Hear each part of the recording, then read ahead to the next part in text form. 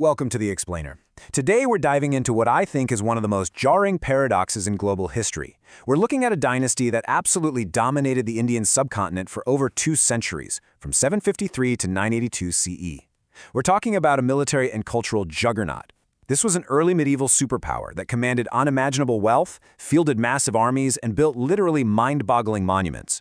And yet, if you ask the average person today to name the great empires of ancient or medieval India, they're probably going to say the Mauryas, maybe the Guptas, definitely the Mughals. The RashtraKutas, they are curiously almost entirely absent from our popular memory. So how does a literal superpower just fade into the background? Well, we're going to find out. Okay, let's dive into this. To really grasp why their modern obscurity is so incredibly weird, consider this quote from the 10th century Arab geographer al-Masudi. Now, this guy traveled extensively, and he did not mince words. He ranked the RashtraKuta emperor right up there alongside the Caliph of Baghdad, the Byzantine emperor, and the emperor of China. Just let that sink in for a second. In the global consciousness of the 9th and 10th centuries, this Deccan-based empire was a top-tier world power. Their realm was famously celebrated by Arab merchants for its immense prosperity, its safety, and these super welcoming trade policies that basically connected the Arabian Sea all the way over to Southeast Asia. So what does this all mean? How does an empire that rivaled the Byzantines in global prestige completely disintegrate? Like, why aren't there massive RashtraKuta successor states carrying their name into the modern era? For the rest of this explainer, I want you to think of our analysis as a kind of historical autopsy. We're going to track the meteoric rise of this dynasty, we'll examine the brilliant, but spoiler alert, deeply flawed system they used to govern, and then we're going to watch in real time as a globally recognized empire completely unravels in the blink of an eye. Section 1. Forging a Deccan Empire. The RashtraKutas didn't actually start out as royalty. They were basically obscure middle managers serving under the Western Chalukyas, who were the big bosses in the Western Deccan region at the time. But when you trace their explosive ascent, you see exactly how they seized their moment. In 753 CE, a brilliant military leader named Dantidurga just flat out overthrows his Chalukya overlord and declares himself a sovereign emperor. Just like that, a subordinate family takes the wheel. Within a single generation, around 780 CE, you have a ruler named Drua aggressively pushing the empire north, jumping headfirst into what historians call the tripartite struggle. This was a massive 3-way clash for control of the super-wealthy Gangetic plains. And then by 793 CE, Govinda III takes the throne and pushes the empire's reach to its absolute zenith. What's really fascinating here is their strategy. These early dynamic rulers prioritized sheer military momentum and massive plunder. They would march hundreds of miles north, completely crush their rivals, take their wealth, and just march back south. They wanted the prestige, right? They didn't want the headache of permanently managing all those distant territories.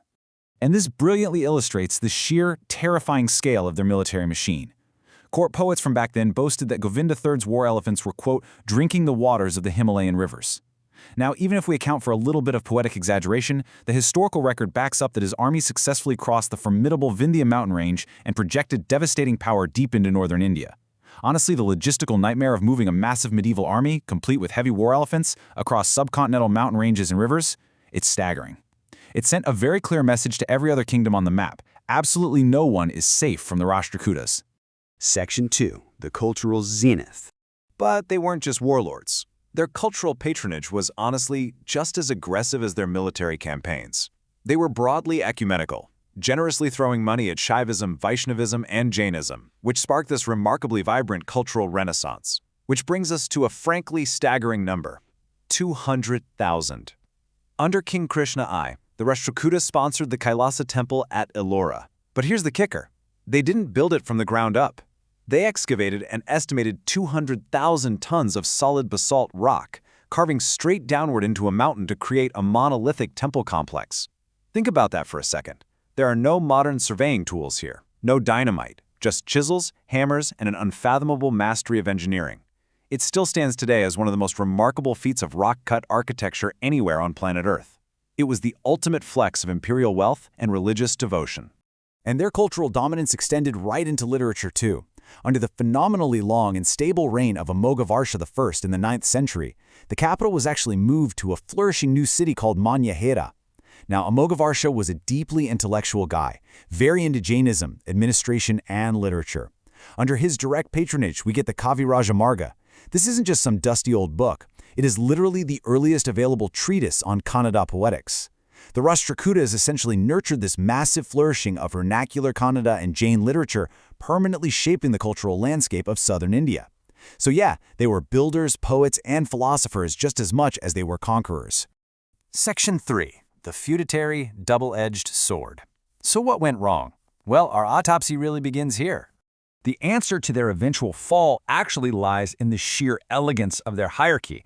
Look at how they broke down this massive subcontinent-spanning empire. At the top, you have the Rashtra, or a major province, run by a Rashtrapati, who was often a trusted feudatory chieftain. Below that, the Vishaya, or district. Then the Bhukti, the sub-district, right on down to the local village, which was run by a Grama Sabha, or village council.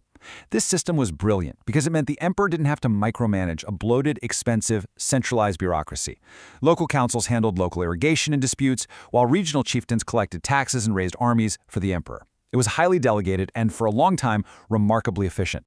So, the crucial point is this intense paradox. On one hand, you have incredible short-term military efficiency.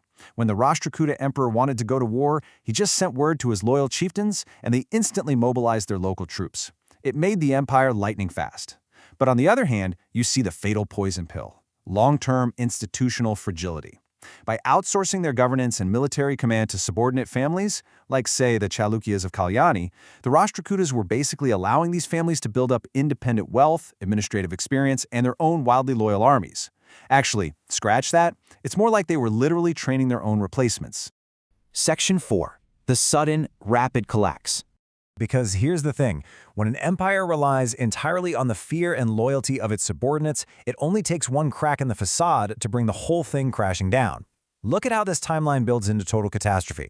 In 949 CE, a powerful late emperor Krishna III pushes the empire really deep into the Tamil south.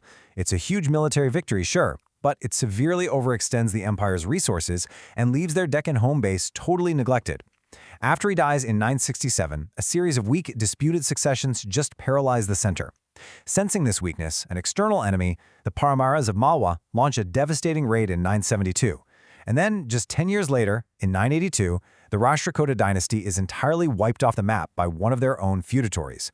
We really need to focus on that 972 event, because that is the linchpin of the whole collapse. The 972 sack of Manyaketa by the Paramaras was the death blow. But not because it destroyed the military, it destroyed the illusion. The Paramaras marched right into the RashtraKuta heartland and looted the glittering capital of Manyaketa. Think about what this signaled to every single powerful feudatory chieftain across the empire. The message was loud and clear. The emperor can no longer even protect his own house. So why are we paying him taxes? Why are we sending him our troops? In an empire held together by pure prestige, losing your capital isn't just an embarrassment, it is an existential trigger for mass rebellion. So the autopsy report is incredibly clear here. The RashtraKutas collapsed due to these 5 interlocking flaws. They relied heavily on feudatories who simply grew way too powerful. They drained their resources on spectacular northern campaigns that brought immense glory, but absolutely zero actual taxable territory. They suffered from chaotic royal successions.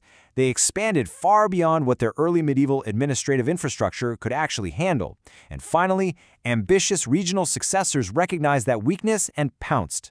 In 982 CE, a distant feudatory named Talapat II, who ironically was from the exact same Chalukya family the RashtraKutas had overthrown centuries prior, easily pushed over the weakened emperor Karka II. The entire empire folded like a house of cards. Which leaves us with a truly fascinating historical lesson, and a question that applies just as much to modern businesses and governments as it does to ancient empires. The RashtraKutas scaled incredible heights. They carved literal mountains and marched across continents, all by outsourcing their power to regional managers.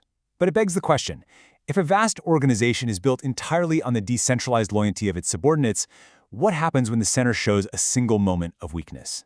As the forgotten superpower of the Deccan proves, sometimes a moment is all it takes to lose absolutely everything. Thanks for joining this explainer, and keep questioning the history you think you know.